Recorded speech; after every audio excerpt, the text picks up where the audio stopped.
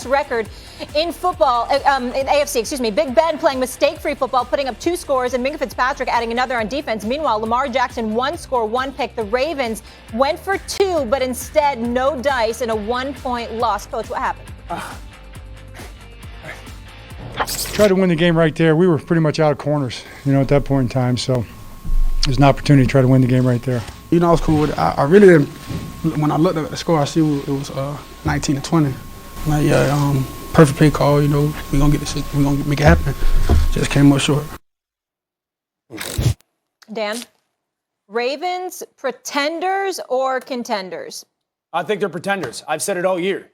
I think performance has covered the reality of this football team. The truth is, Molly, this team has no business being 8-4. The only reason they are is because their quarterback for about 8 weeks, 9 weeks was the MVP of the NFL.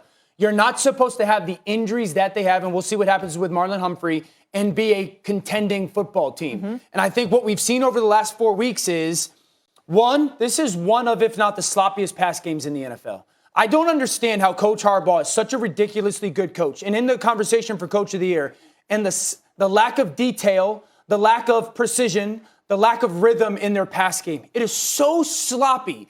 And think about 2 weeks ago when Lamar's running all over the place, he launches that ball to Mark Andrews and he makes that incredible catch, and 2 plays later, the touchdown, and everyone celebrates. That's not sustainable. And I think what you saw again last night was them having things in their offense that aren't sustainable. Lamar backpedaling, launching the ball up, it becomes an interception because for 6 or 7 weeks, this offense refuses to have a plan for when teams are going to all-out pressure them. It started with Cincinnati, then it went to Miami. Every defense they have played since the Bengals has come and played man coverage, no safety, and blitzed them. And that ends up being the interception that Minka Fitzpatrick has. You think they want those 3 points back that they had on the board because no plan? So I hate the passing game right now. They're too dependent on Lamar being remarkably special. On defense, I'm going to play man coverage, and if our defensive line gets home, great. And if not, we're going to get gutted. And I think the injuries are too much to overcome. And I thought, a couple plays in there, I thought Lamar was holding on to the ball. There was one play, Mark Andrews. No doubt. And he could have gotten it, but I felt his confidence wasn't there to let that ball go. And let me tell you something. What teams are doing is making Lamar play football from the pocket. And everybody's coming. We're going to get rid of you. We're going to keep you in the pocket or get the ball out of your hands. 8 straight games he have not scored a rush touchdown.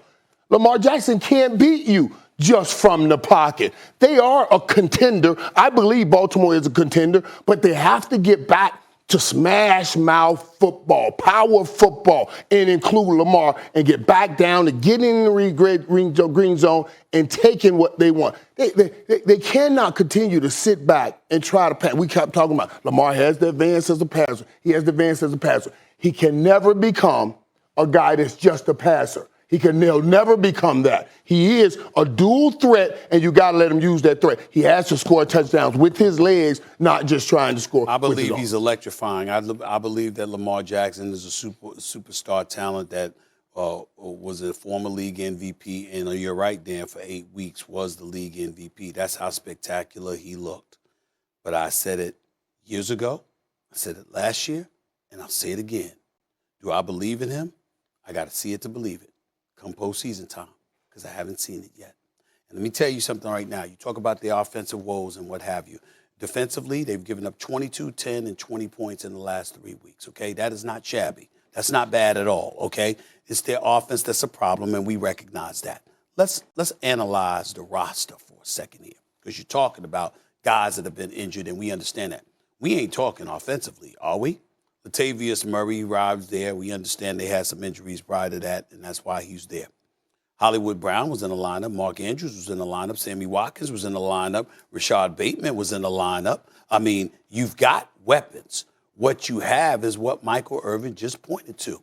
You have a dual threat, an electrifying runner from the quarterback position en route to a third consecutive 1,000-yard rushing season from the quarterback position. It's already never been done 2 times in a back-to-back by anybody, or just 2 times by a quarterback until Lamar Jackson did it last year. He's on the verge of doing it this year. It doesn't freaking matter, because what they've learned to do is contain them to some degree, keep them in the pocket.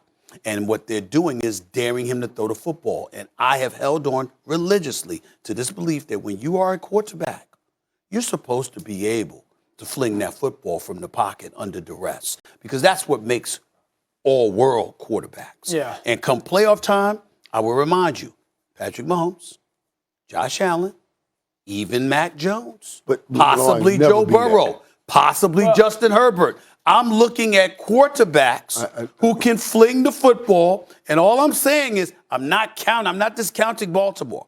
But what I'm saying is I have to see it to believe it from Lamar Jackson come postseason time. Not just the game against Tennessee. I got to see it.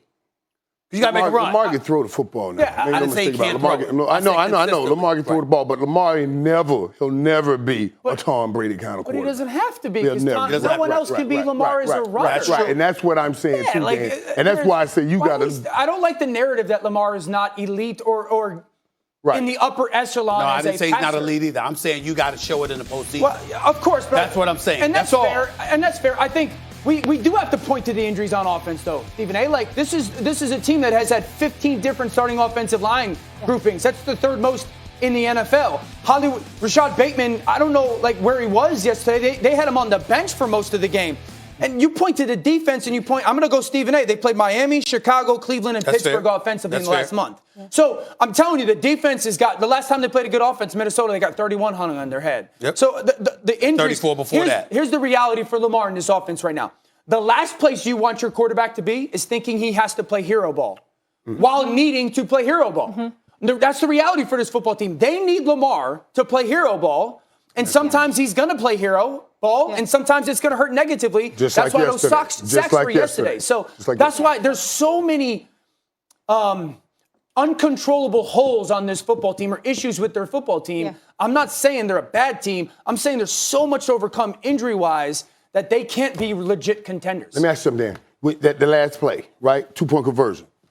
He misses Mark Andrews. touch. Right, little touch. But now, do you give him credit for getting that ball off? yeah. Watt was right there.